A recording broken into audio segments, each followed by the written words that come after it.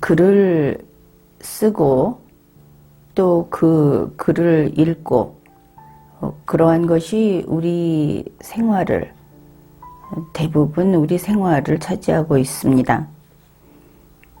그럼에도 불구하고 글을 쓰고 읽는다 하는 것이 우리 인간이 가장 뛰어난 능력으로 할 수 있는 것이면서 그러면서도 참 제대로 하지 못하고 있는 것이다. 그렇게 볼 수 있겠습니다. 이제 글을 읽어보기로 하죠. 유종원의 제인전입니다. 잘 생각을 하면서 따라가기로 합시다. 배봉숙의 집은 광덕리에 있었는데, 그러면은 배봉숙이라는 사람이 나올 것이다. 그렇게 생각을 할 수 있죠. 광덕리가 어딘지 몰라도 됩니다. 그냥 그렇다고 하니까. 어느 날 목수 한 사람이 그 집에 찾아와. 여기까지 봅시다. 배봉숙의 집은 광덕리에 있습니다. 그러면은 배봉숙은 광덕리에 있었겠죠. 어느 날 사람이 찾아왔습니다. 배봉숙이 부른 사람일까? 아니면 알아서 온 사람일까? 글을 읽는 사람은 글을 보면서 이렇게 하나씩 지도를, 더 넓은 영역의 지도를 그려 나가는 겁니다. 글을 읽는다는 것은 놀이가 아니고 공짜도 아니다 하는 것이죠. 글을 쓴 사람의 두뇌 능력과 그 글을 읽는 사람의 두뇌 능력이 마치 아주 칼싸움을 잘하는 고수들의 칼이 서로 부딪히듯이, 그래서 불꽃을 튀기듯이 이렇게 글을 읽는다 하는 것은 바로 이런 작업입니다. 그래서 옛사람의 글을 읽고 그 정신, 철학, 주장 이런 것들을 읽어내는 것을 가리켜서 펑 하고 만난다 하는 표현도 하는 겁니다. 사람이 왔습니다. 한 사람이 왔습니다. 그런데 그는 목수라고 하죠. 목수 한 사람이 그 집에 찾아왔습니다. 이 사람이 알아서 왔을까? 앞에서 이야기를 했죠. 잘 생각을 해 보십시오. 품삯으로 빈 방을 빌려 거처하기를 청하였다. 그러면은 이 사람이 배봉숙이라는 집 주인에게 돈을 받을 것이 있는가? 아니면은 그냥 품삯으로 받은 돈을 주겠다 하고 이야기한 것인가? 풀이는 여러 가지가 다 가능합니다. 어떻든 분명한 것은 배봉숙의 집에 빈 방을 빌려서 거처하겠다.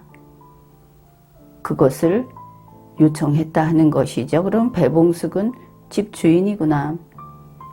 빈 방이 있는 집 주인이구나. 이 부분은 우리가 아주 마음 편하게 인정할 수 있습니다. 그런데 이 목수라는 사람이 공짜로 있겠다는 것은 아니죠. 품삯으로.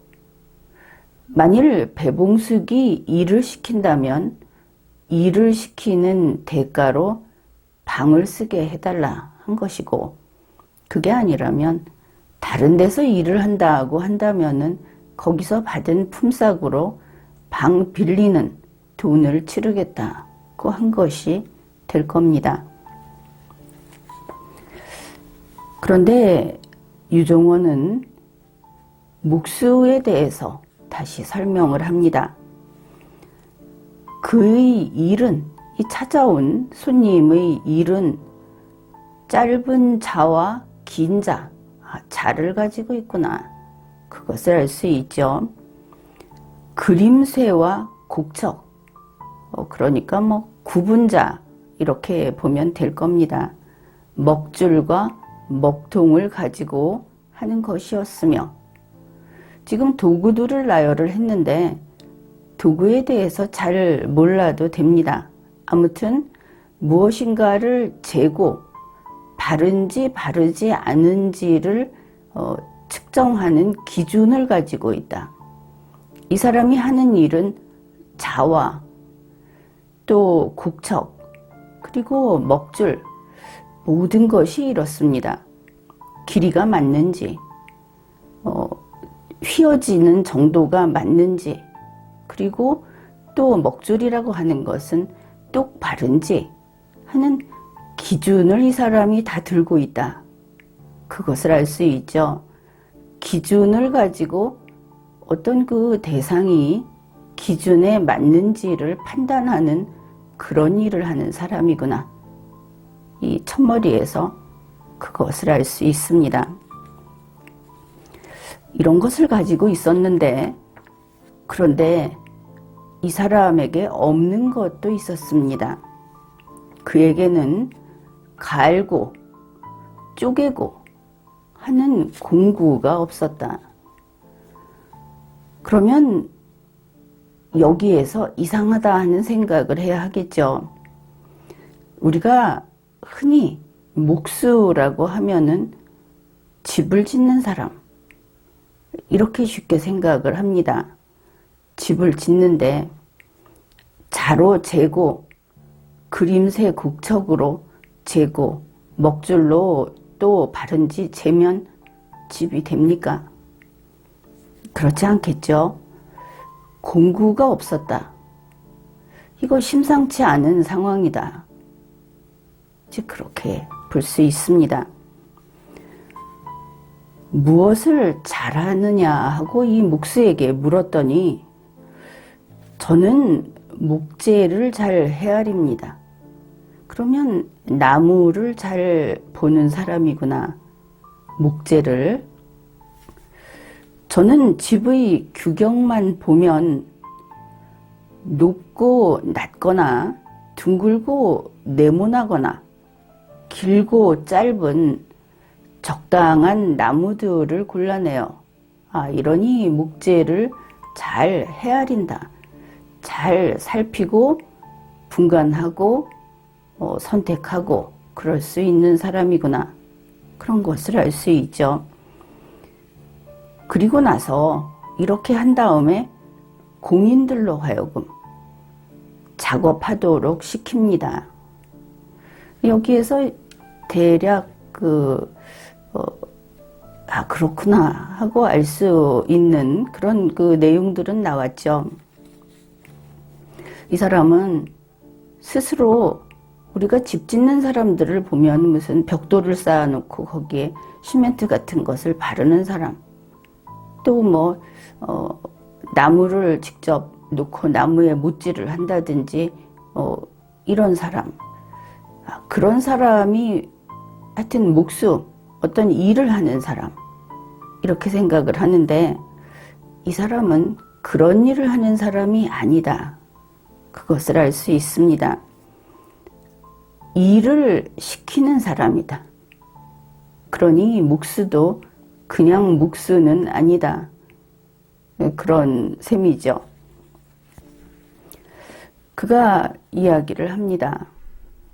제가 없으면 공인들은 한 채의 집도 짓지 못합니다.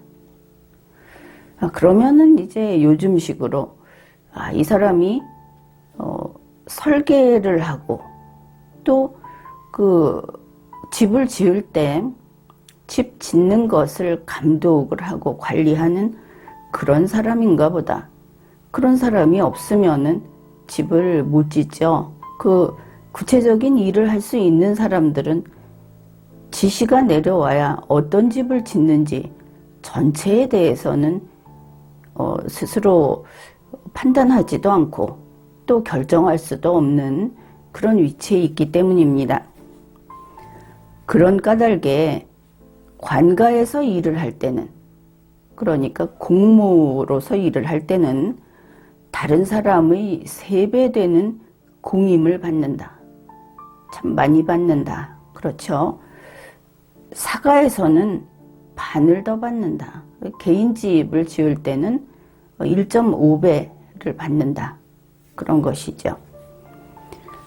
이렇게 이야기를 들었는데 배봉숙이 며칠 후에 그 목수가 집에서 머물기로 한 것을 알 수 있죠. 그 목수의 방에 가보았더니 침대 다리가 망가져 있었는데도 고칠 줄을 몰랐다고 합니다. 스스로 못 고친다. 그런 것이죠. 아니, 목수라고 하면서 자기가 지금 쓰고 있는 침대 다리가 망가졌는데, 이거 침대라는 말을 보면은 여기가 중국이구나, 아니면 신라인가, 이렇게 생각할 수 있겠죠.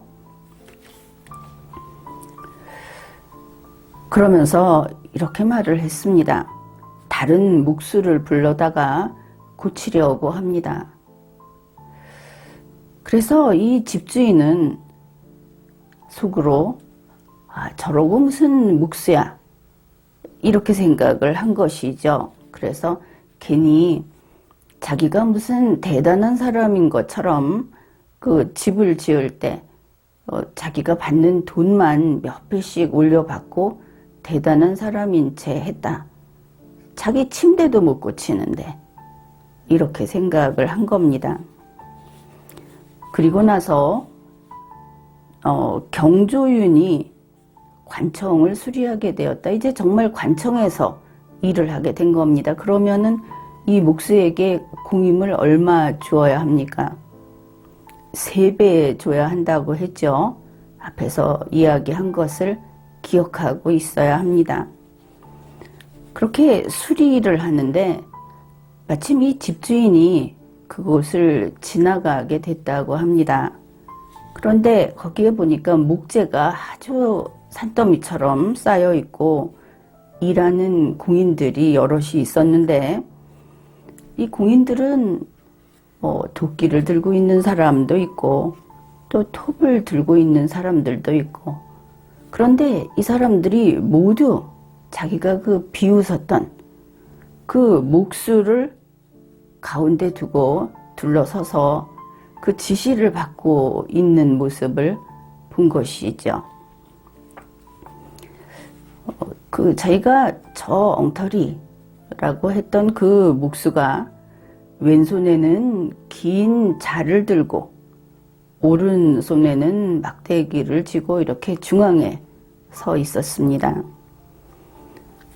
그 사람은 거기 있는 그 쌓여 있는 목재를 살펴보고 헤아리고 나무의 용도를 다 확인을 하고, 그리고 그 막대기를 휘두르면서 저기에는 도끼, 이러니까 도끼 쥐고 있는 그 기술자라고 해야 하겠죠. 공인이 오른쪽으로 막 뛰어가서 시키는 대로 일을 했다는 겁니다. 그리고 또 다른 곳을 가리키면서 저기는 톱, 이러니까 또 이제 톱을 진 공인이 갔다. 이 시키는 대로 그렇게 간 공인들은 각자 자기에게 떨어진 명령에 따라서 가서 시키는 일을 하고, 또 목수의 지시를 제대로 잘하고 있는지 계속 그 지시에 주의를 기울이고, 그렇게 하면서 자기 마음대로 하는 사람이 없었다. 좀 일사불란하게, 그러면서도 각자 자기 위치에서 자기 할 일을 하고 있었다. 이 목수가 그뿐 아니라 그 작업 지시에 제대로 못 따르고 일을 잘 못하는 사람에게는 일을 못하게 당신 거기에서 나가라 하고 물러나게 해도 아무도 감히 화를 내고 따지고 하는 사람이 없었다는 겁니다. 그리고 보니까 그 건물 그림을 담에다가 그려 놓았습니다. 크기가 한 척 정도밖에 안 됐는데 그 각 처의 규격을 아주 상세히 정확하게 적어놨고, 그것을 보니 정말 이 관청에 건물을 짓는데 조금도 오차가 없이 그렇게 잘 해놓았다 한 것을 보았습니다. 그리고 집이 완성이 된 것이죠.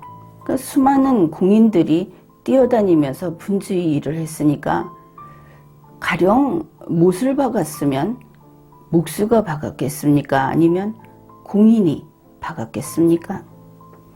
당연히 공인이 박았겠죠. 나무를 자르는 것도 앞에서 이야기했듯이 어디에 필요한지 모르지만 도끼질을 하는 것도 모두 공인이 했습니다. 그런데 건물이 다 완성되고 나니까 대들보에다가 몇 년, 몇 월, 며칠 묵수 지음 이렇게 썼다는 것입니다. 이 묵수가 자기 이름을 거기다 쓰면서 실제로 땀 흘리고 또 어떨 때는 좀 위험할 수도 있고 한 이런 일들을 한 공인들의 이름은 전혀 거기에 기재하지 않았습니다. 그래서 이 집주인, 원래 이 사람한테 빈 방을 빌려준 집주인이 그 곳곳을 둘러보고 나서 놀랐다 하는 것이죠. 이 묵수의 기술이 아주 대단하다. 이 사람이 대단한 사람이구나 하는 것을 알았다고 합니다.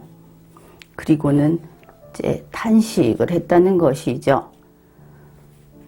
그 다음에 이제 이 사람이 왜 탄식을 했는가, 그런 내용이 나옵니다.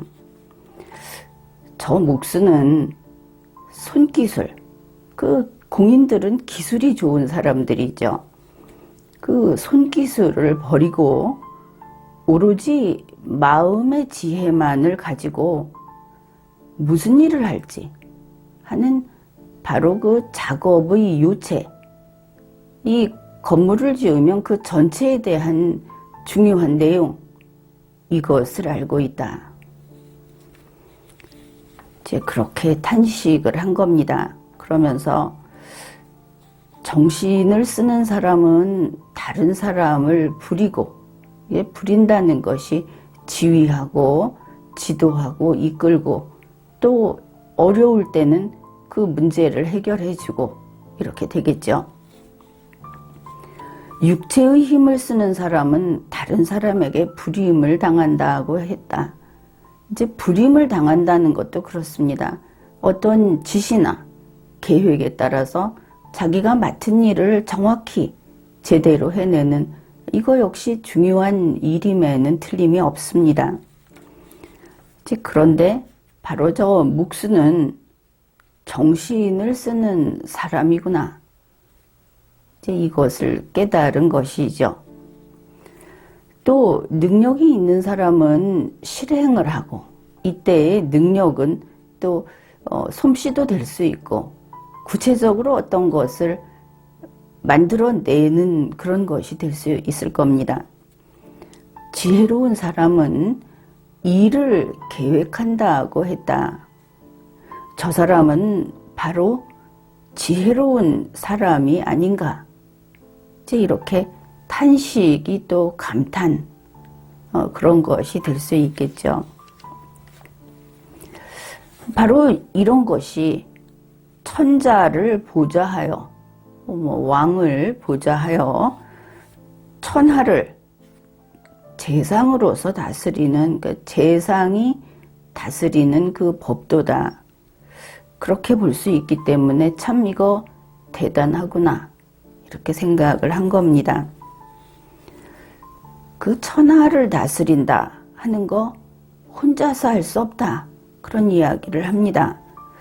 이제 여기에 나열한 것을 보면 혼자 할 수 없죠. 흔히 왕이 천자가 훌륭하다. 혼자 훌륭하면 무엇을 할 수 있겠습니까? 재상이 훌륭하다. 역시 마찬가지죠.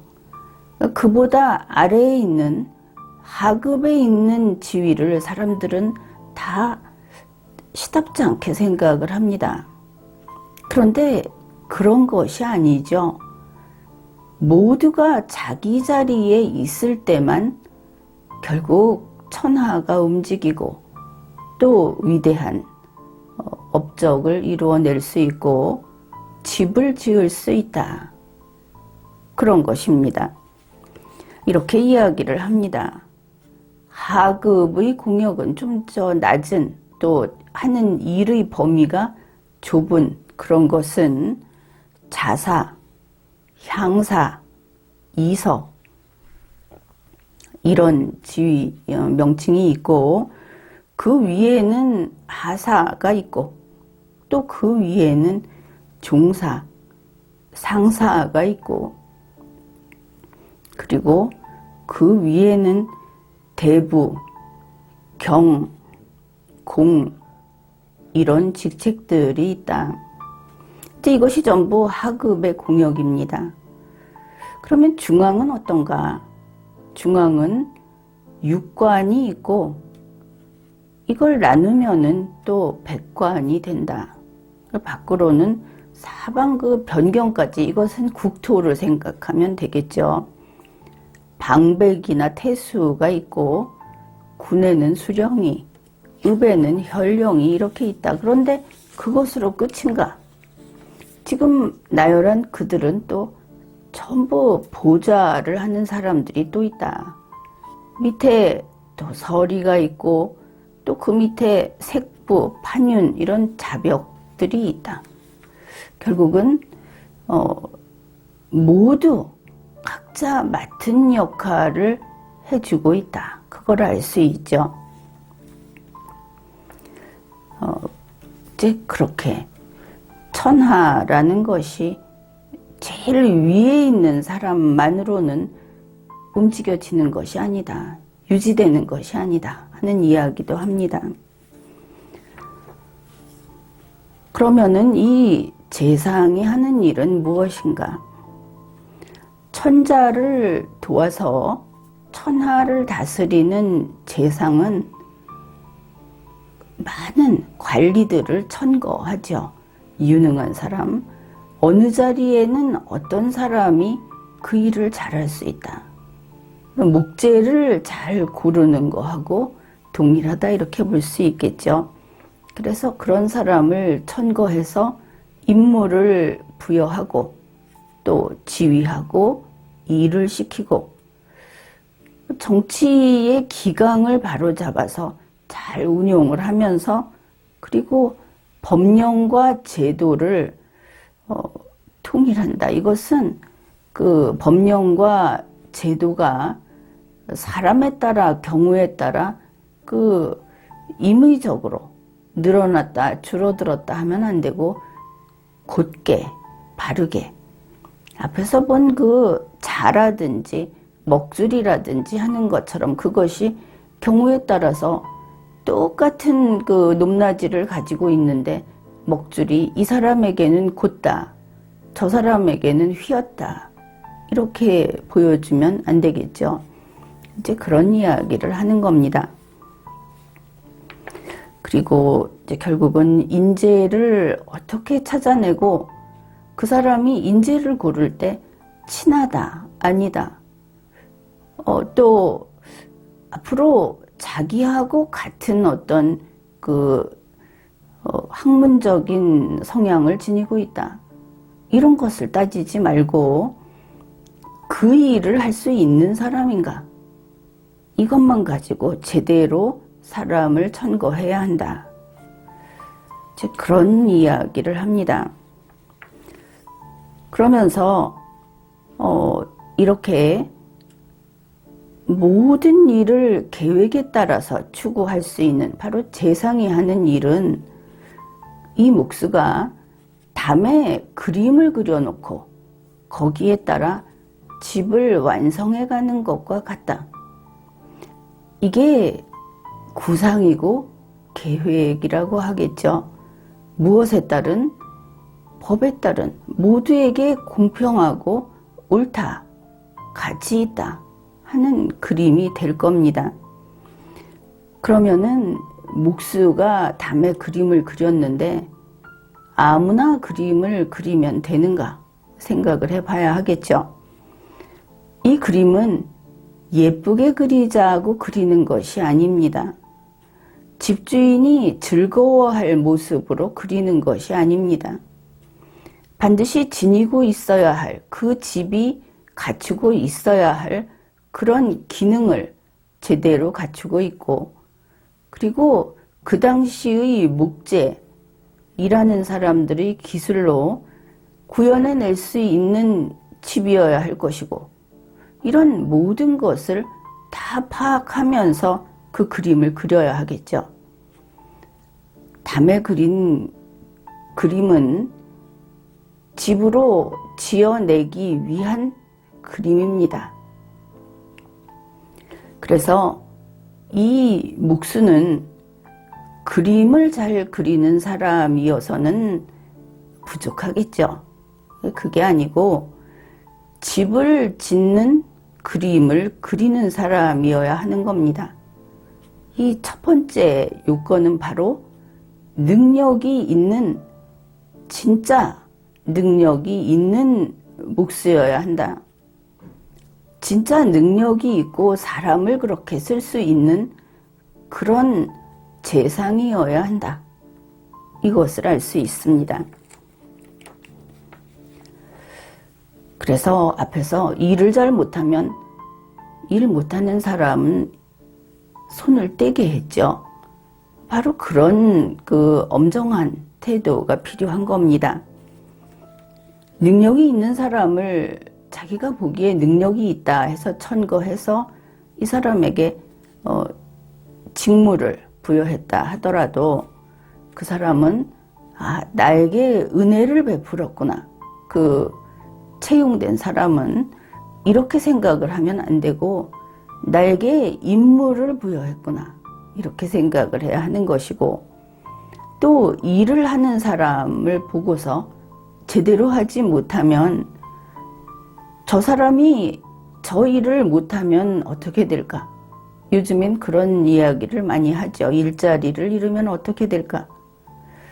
아니면 저 사람은 계속 출세해야 하는 사람인데 여기에서 물러나면 좋지 않다.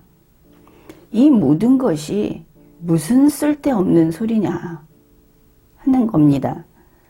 일을 못하면 일을 못하는데 그 자리에 있을 필요가 있습니까? 바로 물러나게 해야죠. 자기가 임무 수행을 못하는데 물러나는 일을 가지고 화를 내든지 따지든지 울면서 애원하는 것이 무슨 의미가 있습니까? 일을 못하는 것은 바로 자기 자신인데, 이런 당연한 이치를 볼 수 있습니다. 이 목수는 자신의 재능을 뽐내지도 않고 내가 이걸 총지휘하는 사람이다 하면서 그 명예를 자랑하지도 않았습니다. 그런가 하면 도끼로 저기 가서 일을 해라 하는 사람에게 쫓아가서 도끼질은 이렇게 하는 거다. 나도 도끼질 하는 것쯤은 알고 있다 하고 시범을 보인다든지 그곳에 일일이 찾아가는 그런 짓은 하지 않습니다. 사소한 일에 직접 개입하지 않고, 그리고 또 다른 관직의 일들, 옆에서 딴 일 하는 사람들, 다른 지도자들, 목수라고 하면 또 다른 집을 짓는 목수가 있을 수 있겠죠. 거기에 관여하지 않는다. 그래서 이렇게 천하의 영제 그리고 국가의 법도 그것만을 이야기한다. 어떻게 이 집을 국가라고 할 수도 있겠죠. 어떻게 이 집을 짓고 어떻게 견고하게 짓고 영원히 가능하면 영원히 유지하고 그리고 집을 왜 짓습니까? 집안에 있는 사람들이 쓰자고 짓는 것이죠. 그러면 국가를 집이라고 한다면 어떻게 국민을 더 국민이 잘 사용할 수 있게 그렇게 집을 지을 것인가? 이것만을 생각해야 한다. 그런 것입니다.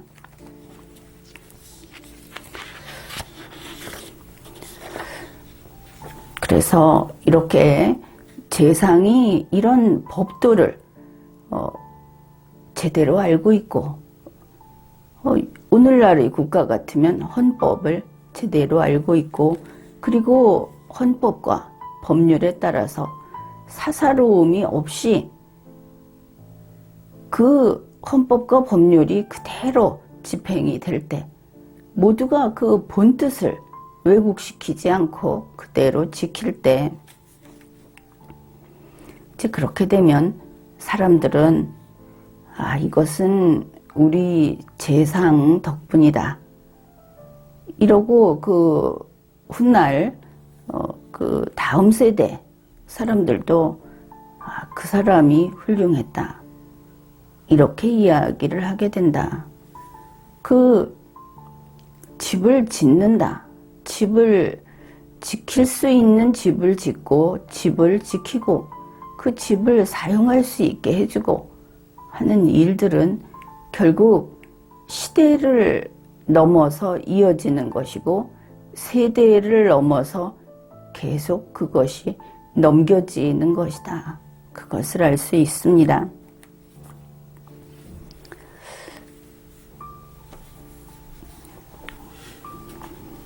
그래서 이 목수라는 것은 결국 재상이라고 부를 만한 것이다. 이렇게 글을 썼습니다. 그러면은 이 요체를 잘 아는 사람의 이야기를 했는데 반대로 그것을 모르는 사람은 어떻게 하는가?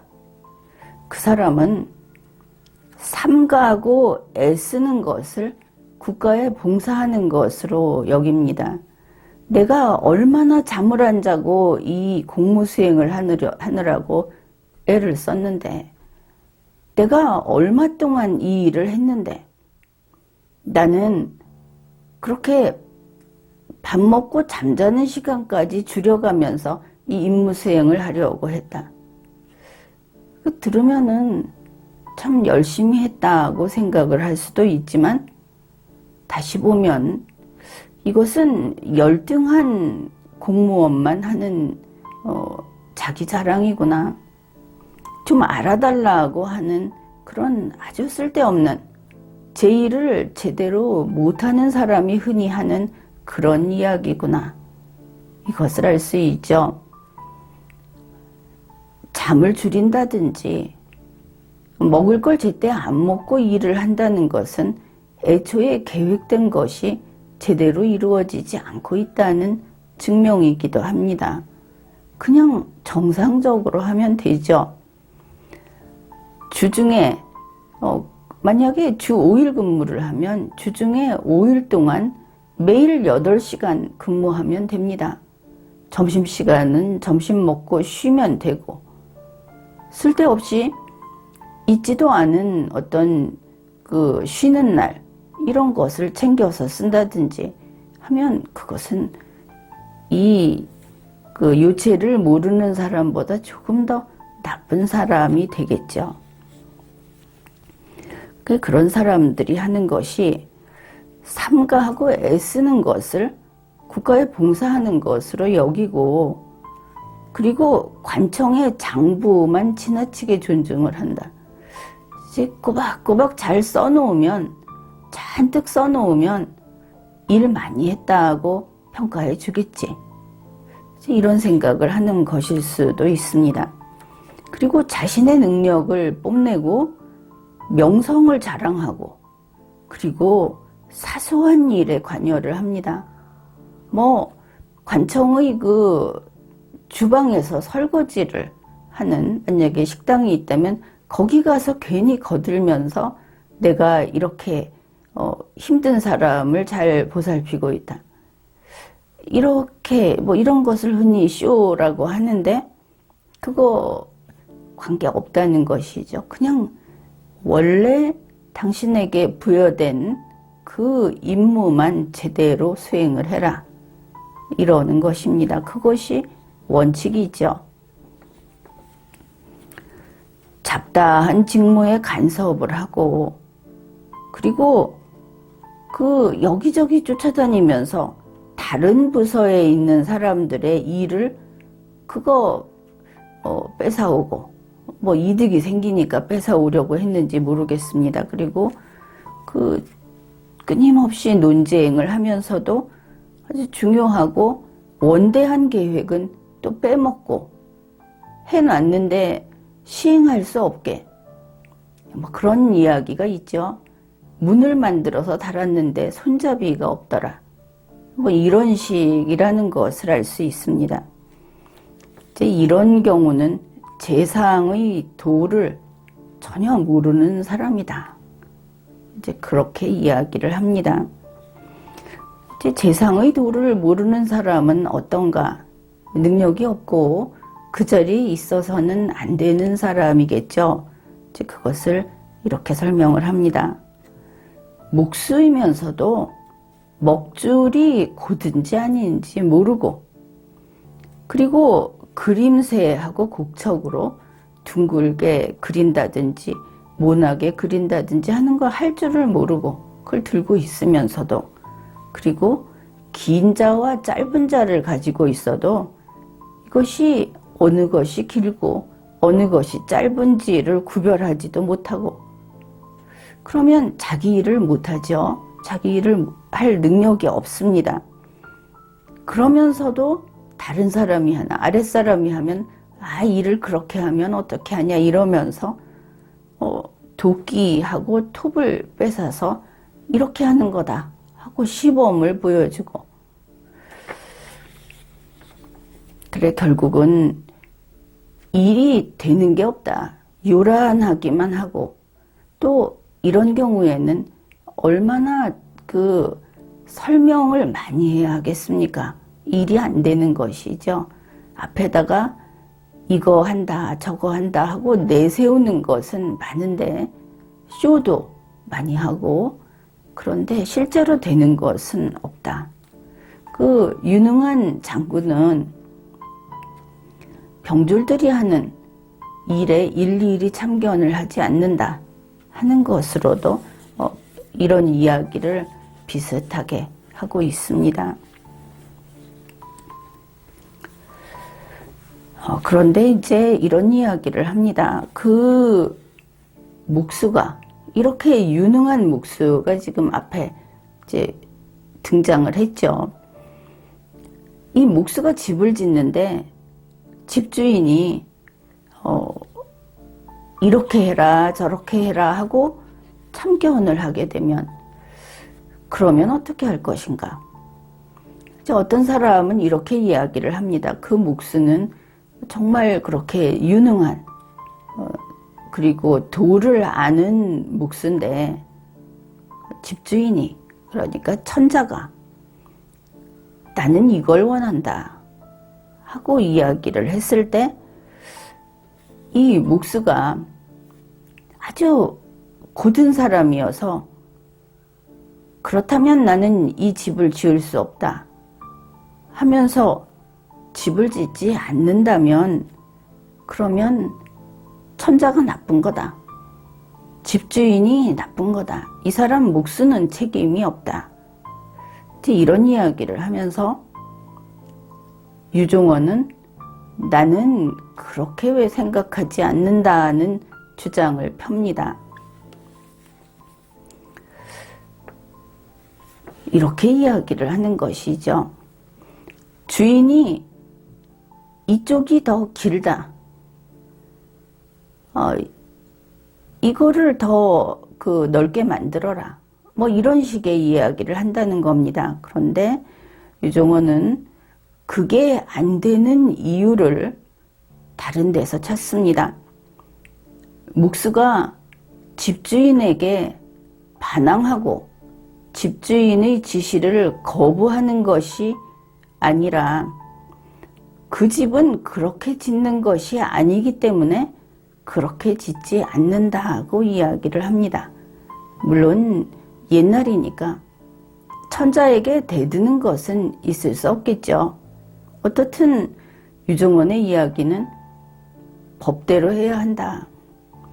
우리 같으면 헌법과 법률대로 해야 한다. 그것이 만일 오늘날에도 왕이나 집주인이 있다고 할 때 당신의 말이 옳거나 틀리거나 내가 당신에게 반대하거나 그래서가 아니고 그건 헌법과 법률이 아니다. 이렇게 이야기를 한 셈입니다. 이렇게 이야기를 합니다. 먹줄과 먹통, 그림새와 곡척이 눈앞에 있는데 어떻게 그것을 이 선에 맞지 않고 이 길이에 맞지 않는데 그걸 바꿀 수 있겠느냐. 내가 아니라 먹줄이 안 된다고 합니다. 이제 이런 이야기를 한 것이죠. 이제 이것이 첫 번째고 그 다음에 또 이런 말도 합니다. 묵수가 제대로 알고 있는데 그것을 그대로 하지 않으면 안 된다는 것을 알고 있는데 그런데 집주인의 말을 따른다면 그러니까 천자의 뜻에 따른다면 자기의 판단을 버리고 그렇게 한다면 그게 무엇이냐? 바로 자기의 기술과 지혜를 덮어버리고 그냥 떠나버리는 것과 같아진다. 천자와 싸우라는 이야기는 아닌데 천자가 원하는 것을 이 먹줄은 아니라고 한다. 이 말을 하지 않으면 이 말을 하지 않고 먹줄을 무시하고 천자가 원하는 대로 바꿔서 집을 짓게 되면 그러면 세상은 어쩌라는 것이냐. 이제 이런 말을 하는 겁니다. 자기가 옳다고 생각하는, 즉 권력을 쥔 자들이 아주 때때로 시시때때로 어기고자 편법을 좀 써보고자 하는 헌법과 법률이 있을 때 아니 헌법과 법률을 지켜야 합니다. 이렇게 말하는 것, 이러한 자기의 법도를 굽히지 않아야 진실로 뛰어난 묵수다. 그렇게 이야기하는 것이죠. 만일 안 되면 천자가 그렇게 하면 떠나도 되는가에 대해서 안 된다고 이야기를 한 겁니다. 사실 그렇죠. 떠나버리면 법도는 무너집니다. 그렇다고 목숨을 걸고 싸울 수도 없는 것이죠. 그러나 결국은 목숨을 걸고 싸우지 말고 법도를 지켜라. 뭐 이런 이야기를 한 것으로 볼 수 있겠습니다. 능력이 있는 사람이 지혜로운 현자가 이 재상은 현자에 해당이 되죠. 현자가 이것이 옳다. 이것이 법도다. 이렇게 이야기를 해도 천자가 알아주지 않을 때, 세상이 알아주지 않을 때 이 법도를 지키는 거 나도 모르겠다 하고 그 책무를 버리면 안 된다. 세상을 이렇게 내버려 두거나 세상을 팽개치면 안 된다. 그렇게 이야기를 합니다. 이것이 서양에서 말하는 하늘로부터 재능을 받은 사람이 이제 현자, 두뇌 능력이 뛰어난 사람도 거기에 속하죠. 그런 사람이 자기에게 그것을 가지고 세상이 보다 나은 곳이 되도록 할 책무가 있다. 이런 이야기를 하는 거하고 일맥상통한다. 그렇게 볼 수 있겠습니다. 이 내용을 전체를 한번 지금 이야기한 것들을 가지고 곰곰 생각을 하면서 읽어보기로 하죠. 제인전, 유종원. 배봉숙의 집은 광덕리에 있었는데 어느 날 목수 한 사람이 그 집에 찾아와 품삯으로 빈 방을 빌려 거처하기를 청하였다. 그의 일은 짧은 자와 긴 자, 그림쇠와 곡척, 먹물과 먹통을 갖고 하는 것이었으며 그에게는 갈고 쪼개고 하는 공구가 없었다. 무얼 잘 하느냐고 묻자 그는 말하기를 저는 목재를 잘 헤아립니다. 저는 집의 규격만 보면 높고 낮거나 둥글고 네모나거나 길고 짧은 적당한 나무들을 골라내어 공인들로 하여금 작업하도록 시킵니다. 제가 없으면 공인들은 한 채의 집도 짓지 못합니다.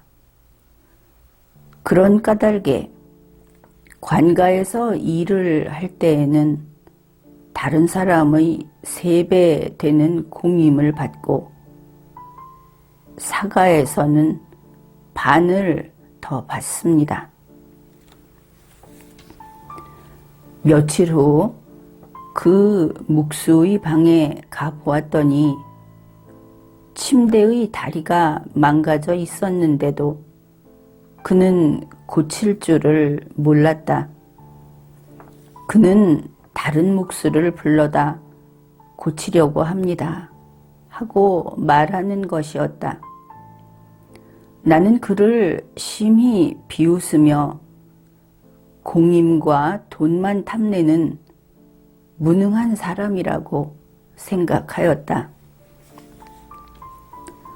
그 후 경조윤이 관청을 수리하게 되었는데 마침 그곳을 지난 적이 있었다.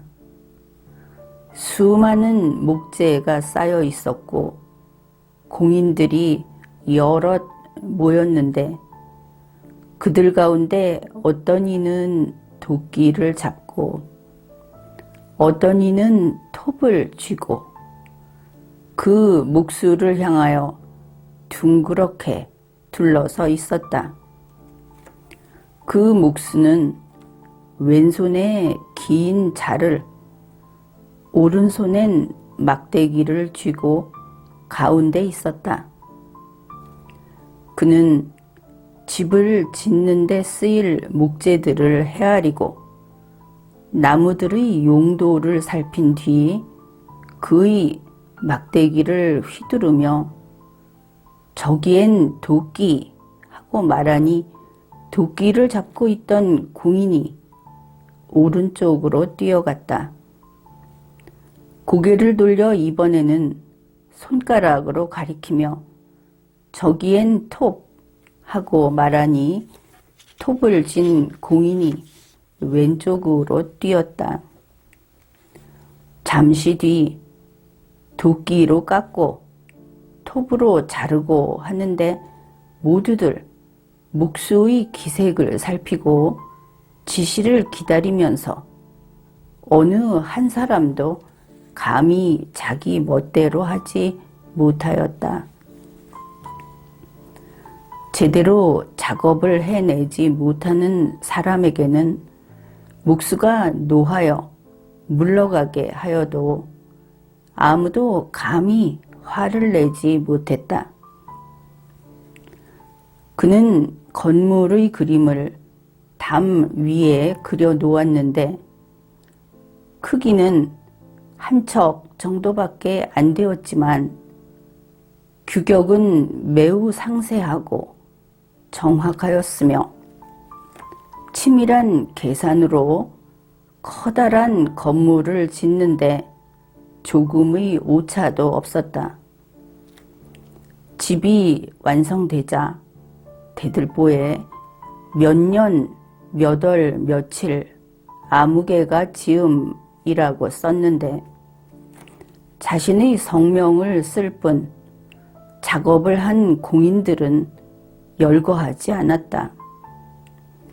나는 이곳 저곳을 두루 살펴본 뒤 크게 놀라고 나서야 그 목수의 기술이 교묘하면서도 대단하다는 것을 알았다. 이어서 나는 탄식하였다. 저 사람은 손기술을 버리고 오로지 마음의 지혜만을 사용하면서도 작업의 요체를 알고 있구나. 내가 듣건대 정신을 쓰는 사람은 다른 사람을 부리고 육체의 힘을 쓰는 사람은 다른 사람에게 부림을 당한다고 하였는데 저 사람은 바로 정신을 쓰는 사람이 아닌가. 능력이 있는 사람은 실행을 하고 지혜로운 사람은 일을 계획한다고 하였는데 저 사람은 바로 지혜로운 사람이 아닌가. 이는 천자를 보좌하여 천하를 재상으로서 다스리는 법도라고 할 만하니 어떤 일도 이처럼 근사한 것은 없다. 천하를 다스리는 사람은 다른 사람에게 근본을 두기 마련이다. 하급의 공역은 차사나 향사, 이서이고 그 위는 하사이며 또 그 위는 중사, 상사가 있고 다시 위로는 대부, 경, 공의 직책이 있다. 중앙의 직분을 나누면 육관이 되고 다시 세분하면 백관이 된다. 밖으로는 사방의 변경에 이르기까지 방백, 태수가 있고 군에는 수령, 읍에는 혈령이 있는데 모두 보좌역을 데리고 있으며 밑으로 다시 서리가 있고 다시 그 밑으로는 색부, 판윤 등이 자벽을 처리한다. 이는 마치 수많은 공인들이 자신의 능력에 따라 생계를 유지하는 것과 같다. 천자를 도와 천하를 다스리는 재상은 많은 관리들을 천거하여 임무를 부여하고 지휘하고 부리면서 정치의 기강을 바로잡아 신축성 있게 운용하면서 법령과 제도를 통일하여 정돈한다. 이는 마치 목수가 그림쇠와 곡척, 먹줄과 먹통을 가지고 규격을 정하는 것과 마찬가지인 것이다. 천하의 인재를 골라 능력에 맞는 직분을 부여하고 천하의 사람들로 하여금 편안히 생업에 종사할 수 있게 함으로써 도성을 보면 민간 생활을 알 수 있고 민간 생활을 보면 그 나라를 알 수 있으며 그 나라를 봄으로써 온 천하를 알 수 있게 된다. 이처럼 멀거나 가깝고 사소하거나 중대한 모든 일들을 계획에 따라 추구할 수 있는 것은 또한 목수가 담에 그림을 그려놓고 거기에 따라 집을 완성하는 것과 같다. 능력 있는 사람을 천거하여 직무를 부여해도 그로 하여금 사사로운 은혜로 생각하지 않도록 하고 무능한 사람은 일을 그만두고 물러나게 하여도 감히 화를 내지 못한다. 자신의 재능을 뽐내지도 않고 명예를 자랑하지도 않으며 사소한 일에 직접 관여하지 않고 다른 여러 관직에도 간섭하지 아니한다. 날마다 천하의 영제와 국가의 법도를 논의할 뿐이니 이는 마치 목수가 많은 공인들을 적절히 움직이면서도 자신의 기회를 뽐내지 않는 것과 같다. 이런 뒤에야 재상의 법도가 얻어지고 온 천하가 다스려지는 것이다.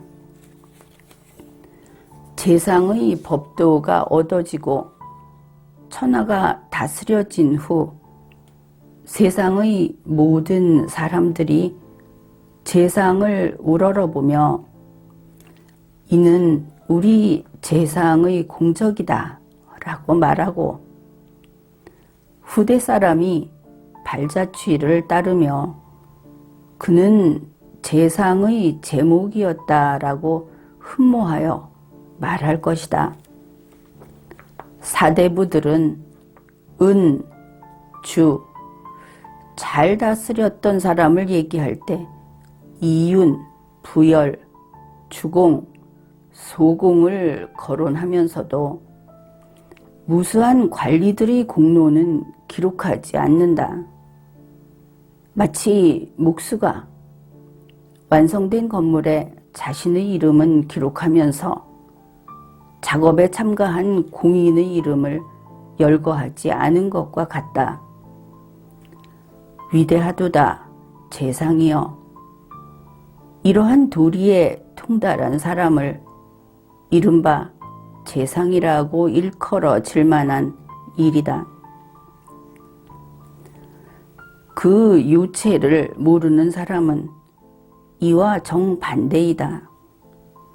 곧 삼가하며 애쓰는 것을 국가에 봉사하는 것으로 여기고 관청의 장부를 지나치게 존중하며 자신의 능력을 뽐내고 명성을 자랑하며 사소한 일에 관여하고 잡다한 직무에 간섭하고 육계 부처의 여러 관리들의 일을 몰래 빼앗으며 조정에서는 끊임없이 논쟁하면서도 도리어 중요하고 원대한 계획은 빠뜨리는 것이니 이른바 재상의 도를 전혀 모르는 사람이라고 할 수 있다.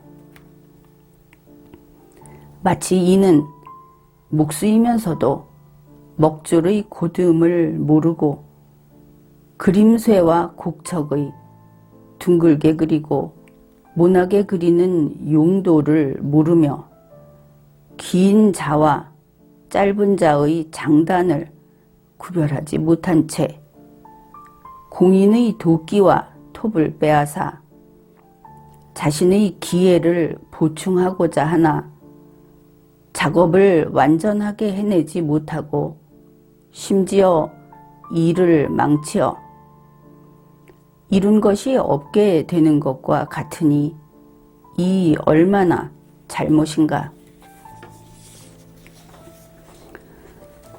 어떤 사람이 말하였다. 만약 그 집의 주인이 자신의 개인적인 지혜를 발휘하여 목수의 계획을 견제함으로써 목수가 대대로 이어진 경험을 빼앗긴 채 길 가던 사람의 계획이나 같은 것을 사용하였다면 비록 집이 완성되지 못한다 하더라도 어찌 그의 죄이겠는가. 이는 집주인이 목수를 신임하지 않았기 때문이다. 나는 이렇게 말하였다. 그렇지 않다.